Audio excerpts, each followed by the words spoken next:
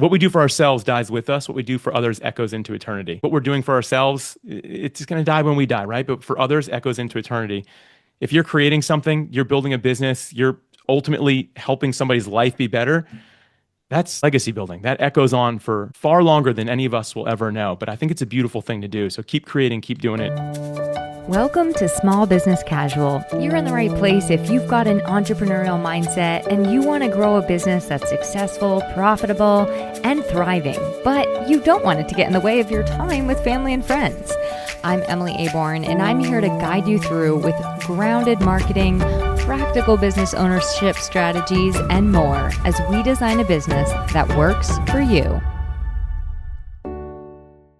Hello, my friend. Welcome back. Today's podcast guest needs very little introduction on my part.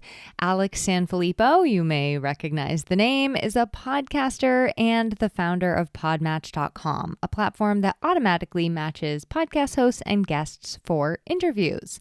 In today's conversation, you'll hear what happens when passion turns into purpose and consistency becomes the force behind what he has created, which is a mission-driven community built to serve others.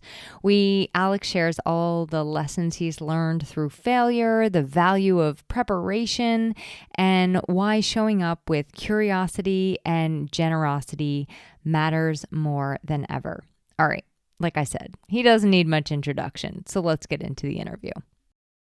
Hi, Alex. Welcome to Small Business Casual. I'm honored and excited to have you as my guest.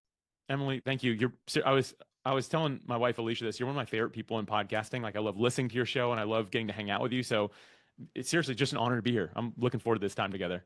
Thanks. I feel like from someone of your ilk, that is a huge compliment. You listen to a whole lot of podcasts. So, okay. So here's a little fun fact for the listener. I got to help with Alex's bio. And so I know that he started his entrepreneurial journey a whole lot like mine, like going around to neighbors and saying, will you buy this thing? And in your case, it was golf balls. Mine, it was like bracelets and candy bars and stuff in a shoebox.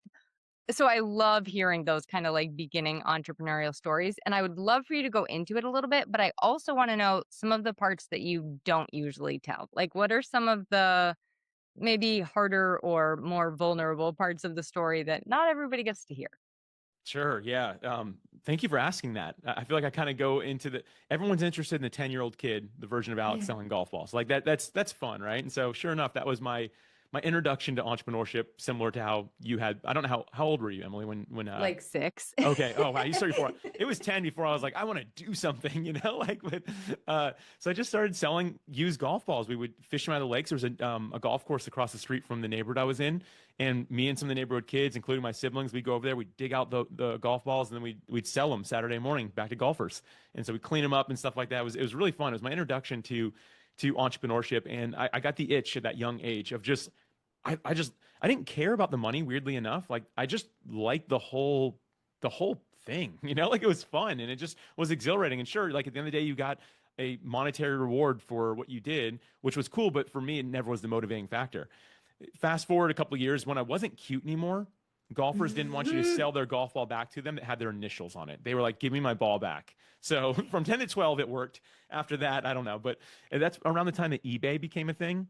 And I was a kid in the 90s. We played action figures, we played Legos, we played all this stuff. Turns out you can buy all that on eBay. Like, as soon as eBay came out, I was like, wait a minute.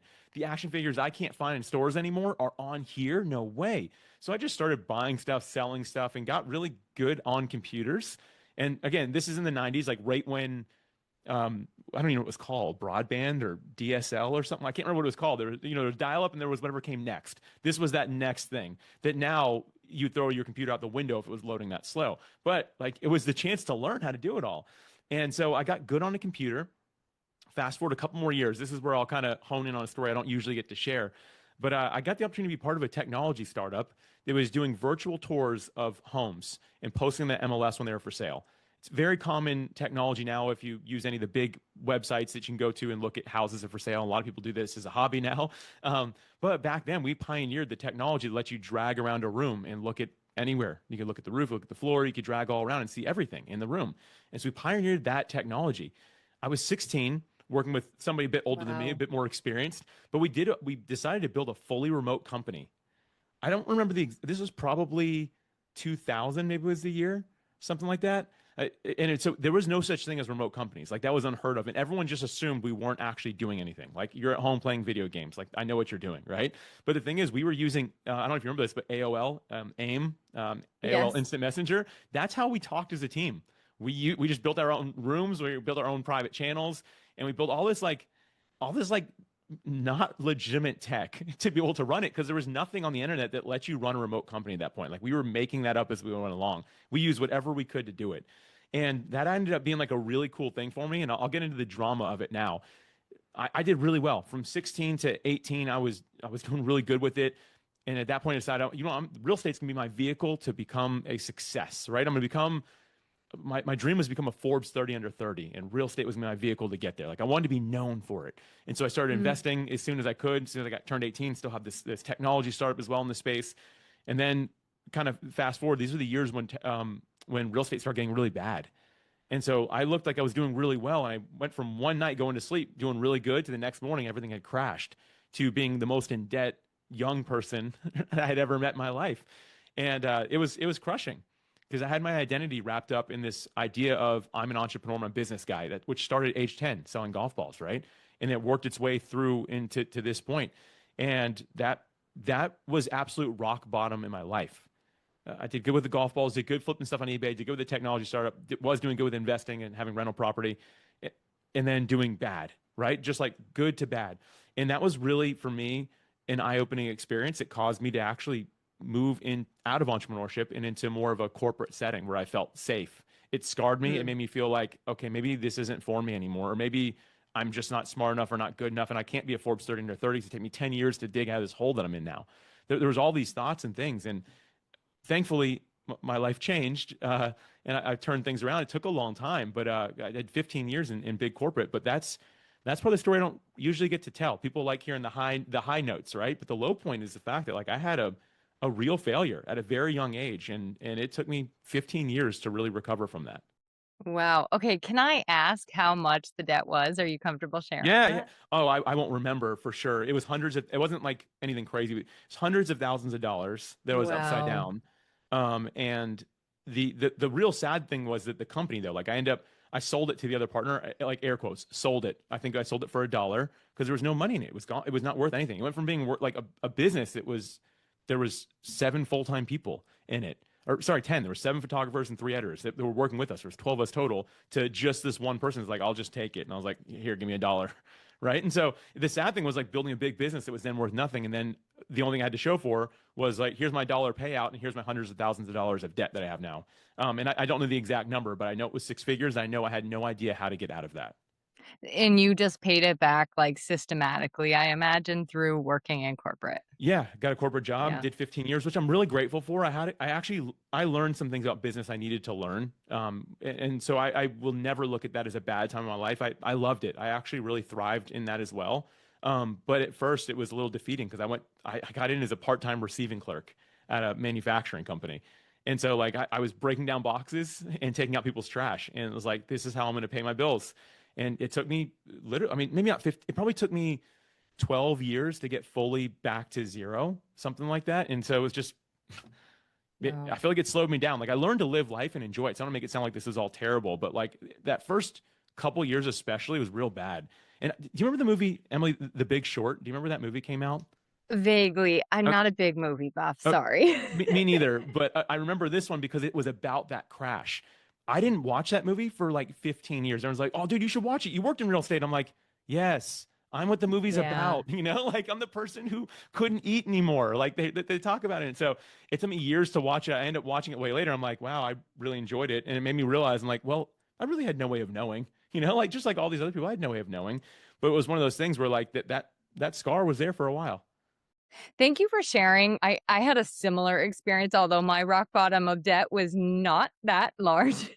And I just remember feeling like all hope is lost. So I super appreciate you telling us that because now there you are a testament of hope because you have pulled your way through that and are where you are now. So now I kind of want to shift gears and talk about like where PodMatch entered the picture. You can like tell us a couple more steps if you probably need to. But Right. where PodMatch entered the picture, what it is, and kind of like where on earth you came up with this idea. Like, how did you even? Because we're approximately the same age. Like, I didn't even know podcasts were really a thing until like 2010, maybe 2012. Yeah. Okay. Our journeys are so similar, Emily. That's correct. That's I when I know. found out podcasts were a thing as well. So I didn't know. But yeah, I'll get in. I'll get into sharing this here. It's to fill in the gap of like that time, that 15 years I did in corporate. I end up really liking. Like I said, I learned a lot from it. As a matter of fact, like for anyone who's like, oh man, like I feel like I'm there, I'm stuck, whatever it might be, learn the lessons you can learn while you're in that space because it might be what propels you forward. The reason I'm such a consistent person, I've worked really well on this whole PodMatch thing, is the disciplines I learned in corporate. As an entrepreneur, you don't usually get the disciplines of understanding how to go to bed at a certain time, to wake up at a certain time to start, right? Like those disciplines are learned. Like no one's like, yeah, I'm going to do this because it sounds fun. Like, no, going to bed early doesn't sound fun. So you can wake up early to work, right? But when you have an employer that says, I'll fire you if you don't, you learn to do it. And so there's many things from that career that have taught me what I needed to know and who I need to become to do well in PodMatch. And so to me, like there's really no reason to look at life as like that was the season of like doom and gloom for me. It's like, no, I learned something from that. It was refining through the fire, right? Like I came out stronger and better. And so for me, that 15-year career, I applied myself is the best I could there and had some good years and some bad years. But toward the end, the company ended up deciding to go public. It was a private company. So we found there was a buyer, went public. I was part of the team that helped with that, which propelled me to the C-suite level, which was really cool. Like it was a fun experience. It was probably, hopefully the only time I ever take a company public. It was a lot of work, but it was a really great experience. But once it went public, which was about year 13, I realized that I felt more like a cog in the system than someone who could still kind of flex my creativity. And there's a coined term for this now in organizations called an entrepreneur, which means you operate as an entrepreneur inside of the jurisdiction of a company. So you're an entrepreneur inside of it. And so for me, I realized I couldn't do that anymore, which, listen, we built a multi-billion-dollar company and there's red tape everywhere. There was processes, there's all this. And I'll never forget the fact, it was just like, I kind of had this internal feeling, this thought that was like, it's time for me to move on. But after that long, and after my last experience as an entrepreneur, I was a little nervous. And so, Emily, I discovered podcasting. And this was a couple of years before I made the decision, but I really loved podcasting. Like going back to that 2010 or something like that, that's when I first heard it. And which I heard it through like the first time at that company. Someone's listening to a podcast. I'm like, that's stupid. Wait a minute. How do I listen? Right? Like the first time I heard it, I was like, that's so lame. I was like, wait, I want to hear one too. And, but I was like, you know what? I got an idea. I'm going to start a podcast where I talk to people who have successfully left a 9-to-5 job to pursue their entrepreneurial passion, to learn how they did it. Like I'll interview them, we'll talk, I'll post, I'll make it valuable. And that's what I did. So I started talking to people and two things happened. One, I learned what it would take. And two, I learned what I wanted to do. And so I'll quickly share that. Basically to summarize, these are some of the most brilliant people I've ever met in my life. So I'm going to really dumb it down for myself here and Emily. So this is no reflection of all those incredible people. But basically what I learned was there's 4 steps to being a great entrepreneur. Number 1 is find your area of passion. And for me, that had become podcasting. Yes, I had my full-time job. I was doing this nights and weekends, but that had become my passion. Step 2 is to get into the community that's involved in that area of passion. So podcasting, my passion. I started speaking at all the podcasting conferences. I started meeting even virtually with any podcaster who would meet with me just to try to build community among them. The third thing is to find a problem. I always say a simple problem that community is struggling with. And the fourth thing is to offer the fastest possible solution. So 3 and 4. I'll never forget this. It was actually the beginning of 2020, before the world shut down. I was speaking at a podcasting conference in Orlando, Florida. And when I was nearing the end of my talk, I just told the room, it's about 2,000 people here. And I just said, listen, hey, I'd love to give everyone a hug, handshake, high five. And also I just have one question I want to ask as many people today as I can. If you'll give me a minute, I'll be at the side of the stage. Would love to meet you. And thankfully my session was before there was a break or an end of day or I don't know what it was, but I had a line of people and I didn't move for hours. But I had pen and paper in hand because what I was doing is I was asking this question. hey, Emily, thank you so much for being here today. Hey, what's one thing you're really struggling with right now as a podcaster? Or what's a pain point that you have? Because I wanted to find that third step, which is the problem, right? What is the problem?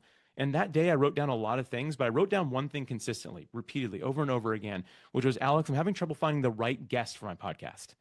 Not someone to be on it. I can find someone to be on it. I want it to be the right guest, though. I'm like, okay, that's cool. You know what? Finding a guest, it's so much work. There's so many emails that go back and forth. Like, I don't have all their details. It's a lot. There should be an easier way. That's my pain point. And so I just kept on hearing this. And I went home with all my brilliance, Emily, and didn't know what to do with that. So I was like, I don't know what to do. And at this point, the world had shut down. So I was actually still working my corporate job just from home. And so I started doing like midday workouts, which was like a dream of mine. You know, I was like, I'm going to work out in the middle of the day. And I was outside working out because we're all doing it from home. And I was just thinking, I'm like, man, all these podcasts are struggling. Like, what do you do with that? And then it just like hit me. I ran back inside again, being a corporate guy, I brought my whiteboards home. I used to have the whole wall behind me was whiteboards. And I was like, I just started writing the top corner. And I wrote, it felt like I was writing for 2 seconds. I must have been there for 30 minutes writing this thing out. In the very bottom right-hand corner of my last whiteboard, I wrote down these words: like a dating app, but instead of connecting you for dates, we connect podcast hosts and guests for interviews.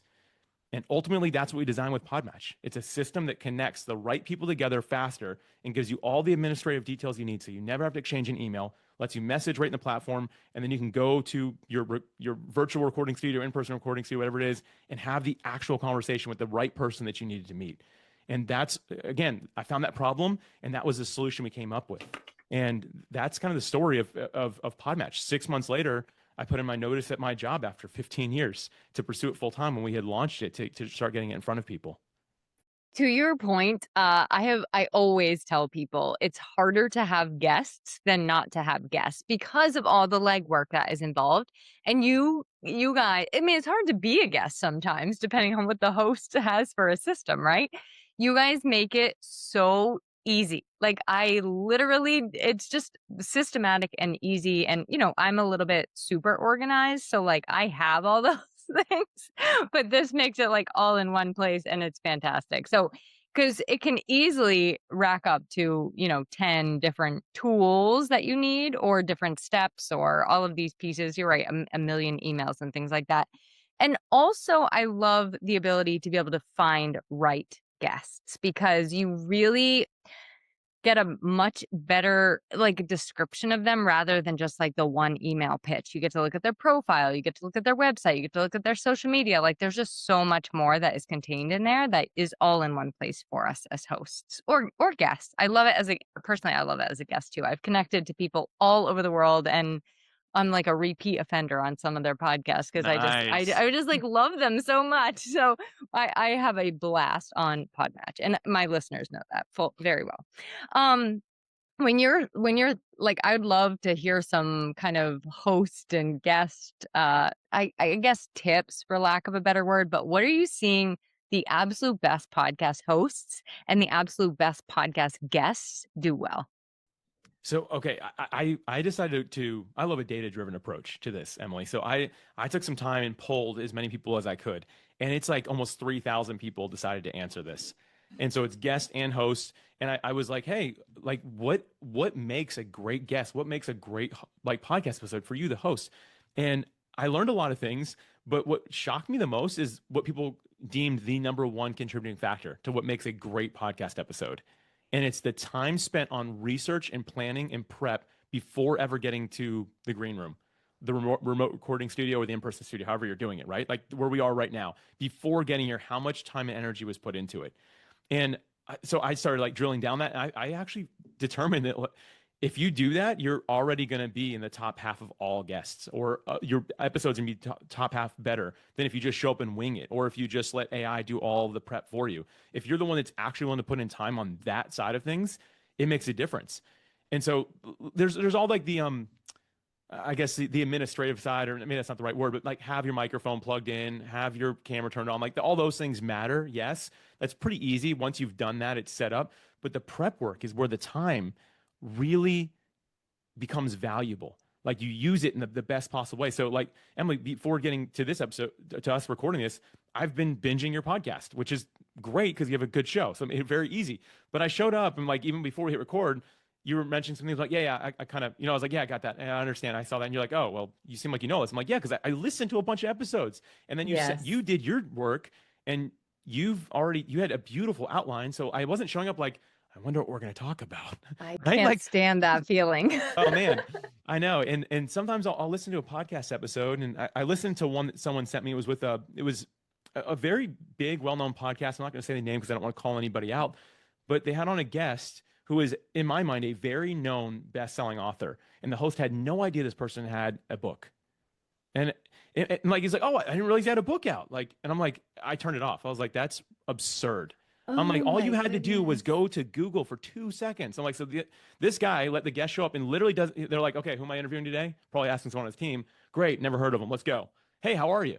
And it's like, that shows. And like, listen, if I want to hear a random conversation, I'll go to a coffee shop and eavesdrop, right? Like, no, Yeah. I want something that's actually, that there's a purpose to. And if you look at some of the biggest podcasts in the world that people are really loving to listen to right now, I'll give two total opposite examples: Joe Rogan and Stephen Bartlett. So Joe Rogan Experience and Diary of a CEO, totally different approaches, but both of them, they have put in the work. Like, they don't show up and there's no like, oh, I didn't know that about you. Like, typically, if the guest says something that isn't right, the host will literally say, that's not true because you said this 6 years ago at this event. Like, they know everything about them, sometimes more than the person speaking can remember about themselves. And that's why people love it. They're drawn to it. It's like, these people are ready. And so my advice, if you want to be a podcast guest or a successful podcast host on either side of the microphone, just show up ready. If you show up here ready, you've done more than almost anybody will do. And AI has made people so lazy where they feel like they don't do any work anymore. There's like, AI will do it for me. I can just show up and read off the questions that are prompted to me. It's not good content. It's mediocre at best. This is how you get good content, though. I think it's even making people be able to think of the questions they may want to ask like less easily, right? It's kind of like frying the, you're like, oh, I can't even think of it anymore because I just would go to AI. So I want to go under, like a layer under that, because I think what you actually touched on is having curiosity. I think if you don't have a sense of curiosity about the person that you're talking to and wanting to bring out something new for the person listening that they maybe have never heard before. So we want to make them just as curious as we are. I really think that that's what kind of drives that. But I'm like such a preparer like you, and I see it time and time again. It like hurts my soul when I don't understand. Like, it's not just another appointment in your day. It is something you truly have to prepare for, like almost like you would a presentation, but not quite as, practiced or rehearsed. If you do such things. When I had my first podcast show, She Built This, I would like interview women entrepreneurs. I would read their entire book, take notes, and then like go through my notes and go through and make questions before they would show up to my show. They're like, okay, I didn't even remember that I wrote that. And I'm like, yep, I wrote it down though. I did the same thing when I had that entrepreneurship show. I would read the book, so I would do one a week. So I'd do the interviews on Thursday, starting Friday. I'd read the next week person's book, and I would know more about it than they would. But I'll tell you what, it was very common. Probably same thing you heard. Wow, this is the best interview I've ever had. And all I did was read the book. Like, I didn't do anything extra special. I'm not the greatest speaker. I'll just be real. Like, I talk for too long. I should be pausing more. I talk too fast, right? There's all these things that you could pick me apart and say, okay, well, he's not actually that great, but he's prepared. And that, again, that's that contributing factor. And to your point, Emily, I love that you said it's that curiosity. People listen in because they're curious as well. If they tell that they're in a room with other curious people, we feel like we're on the same like wavelength, right? And that's what really makes it interesting for people to stick around. It gives us a break from having to put it on 1.5 speed because you talk so fast. So that's great. Right. I'm working on my speed, by the way. I'm trying to slow it down. I'm a fast talker too, so I appreciate it. Okay. And the other piece I wanted to bring up for guests, I think that we're touching on this, but we haven't like said it yet, is I don't think that there's an over generous you can be with information. So like when I go in, I don't care if somebody is going to hire me. I'm going to give them the farm, right? Like, I'm going to give them the whole framework. I'm going to give them all of the information, all of the tips, whatever, to not like overwhelm them or overload them. But I used to see people when I would interview them about their book, they'd be like, oh, well, that's in the book.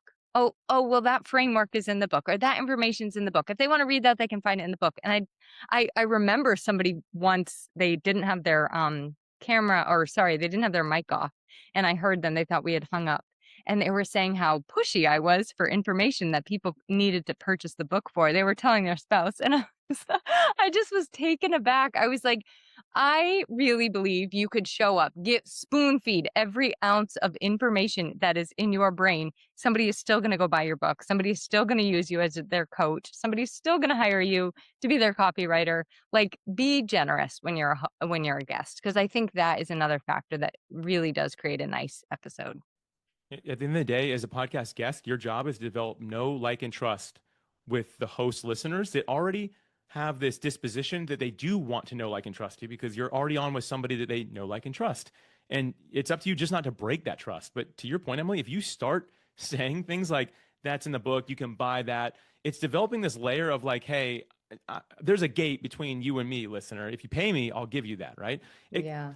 But the thing is, when you develop know, like, and trust, people are going to go for it, right? Like, they're like, oh, well, then great, I want that. And I think that you explained that really well. And that to me is absolutely huge. And so for me today, like, there's nothing that we could bring up. I'm not like, I can't talk about that. But if you go to this website, I'll give it, I'll pay, you can pay me for it. Right. It's just not going to happen. And I think the best guests know, like, hey, I'm here to give everything away. Like, whatever you want, it's here for your listeners. Let's really show up and serve well. Yeah, I agree. Okay, so you are part of like this massive, I think, ripple effect. Like, you have all of these podcasters, guests, and hosts kind of in the community. What is the impact on you knowing that that's something that you've built? Like, how do you feel? I kind of want to get some of the Yeah. emotional stuff, because I would be sappy as can be. Yeah, it's amazing. I'm thankful for where I am. To get into the more like the heavier side of it, just because I think that that's actually the helpful stuff that most people want to skip over. There's this video that went viral years ago at this point that I still hold on to, and it was called a quantum reflection. And a group of different people reenacted it and did it, but basically it was this idea of like, where you are today is busy, stressed, doing a ton of work. Like, you got a great working machine, right? It's incredible, like, it's amazing. But when you're in it, you're like, man, I'm tired. Right. And some days, like most days, thankfully, I don't feel like that. Some days I do. And I remember this quantum reflection video when I do, because in this video, what happens is that person, and then who shows up is a person from day one. So Alex, when we're like, this is a great idea, let's launch PodMatch. Like, could you imagine if it would help someone someday? Right. Like, that's who shows up with the person who I am today. And that person is so excited to meet the future. Like, no way, we've made it. Like, you have a thriving bit, it's paying your bills, like freaking out about it. And the other person's like, yeah. But hold on. It's not what it seems. It's not all like you're too happy, right? Like, basically what it comes down to. And by the end of the video, it's the person who is there, like living in it, who's succeeded, who's making it, and just thanks the earlier person, saying thank you. Like, like, I needed that. I needed to remember the fact that this is what I wanted to do, right? I think that so many of us, we get into this thing of entrepreneurship and it starts to make it, and we realize it is so much work. It is going to take parts of your life, that maybe things that you would love to have, right? And I'll just rapid fire a couple of these things. I love staying up late. I don't stay up late. I have a bedtime. I have an alarm that goes off at 10 p.m. so I go to bed. I got rid of my TV. I love sitting around watching TV. That's fun for me. I sold it because I'm like, it doesn't serve me in my efforts of what I'm doing here, like with PodMatch. I love having a drink. Like, I love having drinks. I don't have any alcohol in the house. Like, there's all these things that I won't do. I love dessert as well. Like, I love sweets. Like, I might not look like it because I work out a lot, but like, I love sweets. I don't eat them. Like, all these things make me legitimately sound like a crazy extremist. But the reality is, I've built something where I know that if we want to keep it going the way it's going, we have to sacrifice some things that make us comfortable and feel good, including staying up late, including watching TV, including having drinks, including desserts, and many other things, right, in life. And some days, there is no reward for that. It feels like you're just getting beat up for it. But then if you step back from just the day-to-day of it and say, you know what, like, if I look at my life, my work holistically, like, for me, just answering this truthfully, I am doing what I feel like I was put on earth to do. Like, I'm a follower of Jesus, follow Jesus from the Bible. And like, for me, I feel like we all have a purpose. And if I have a purpose, it is absolutely 100% what I'm doing right now. Doesn't mean it's always easy, doesn't mean it's always fun, but most of the time, if I can just step back a little bit and say, you know what, this is unreal what I'm doing. Like less than 0.01% of people ever get the opportunity to perform at this level, to run a business like this. What a gift. And so to answer your question in a bit of a long-winded way that I do think is helpful is we've got to remember that like you are going to sacrifice some things. It's not moving material. A lot of it can seem boring, you know, like a lot of it can seem mundane. A lot of it can be really tough decisions you're having to make every single day. But at the end of it, my goodness, what you can do to serve those people well, and as an extension, serve the other people in your community, in your life that you want to, if you're rewarded enough financially, like what a beautiful thing. It makes for a great life. And so for me, it's all about just learning that balance of like, you know what, I'm in it, but also I'm gonna step back and remember, this is really amazing. This is a really cool thing. Kind of went on a tangent there, Emily. I hope that's helpful for somebody though. It was so great. And I want to kind of end on that note of just like taking a step back from your own life, your own day to day, and soaking in the awe of whatever simplicity or, you know, it might be extravagant, but whatever it is. I had that moment just last night. I was walking up the stairs after my workday. And I was like, oh my God, it is like the best. I think my husband was like singing in the other room some dorky song.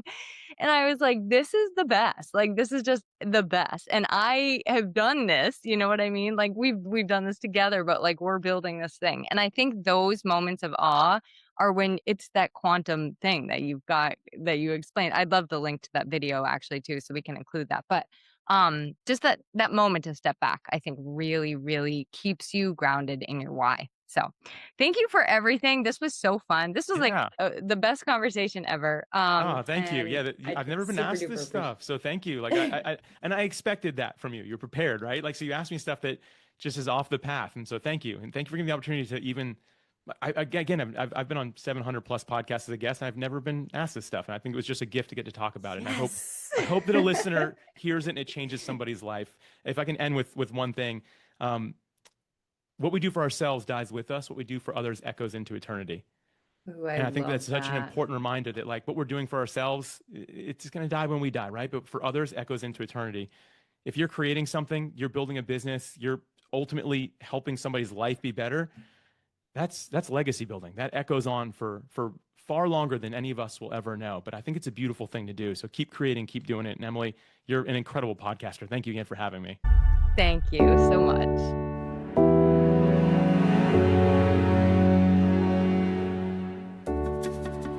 Thanks for joining me on this week's episode of Small Business Casual. If you want more business advice that's a little quirky, not too buttoned up, one less accessory, and just right, visit my website, emilyaborn.com, and connect with me over on Instagram @EmilyAborn. I'll be here, cozy slippers in hand, to help you design a business you love.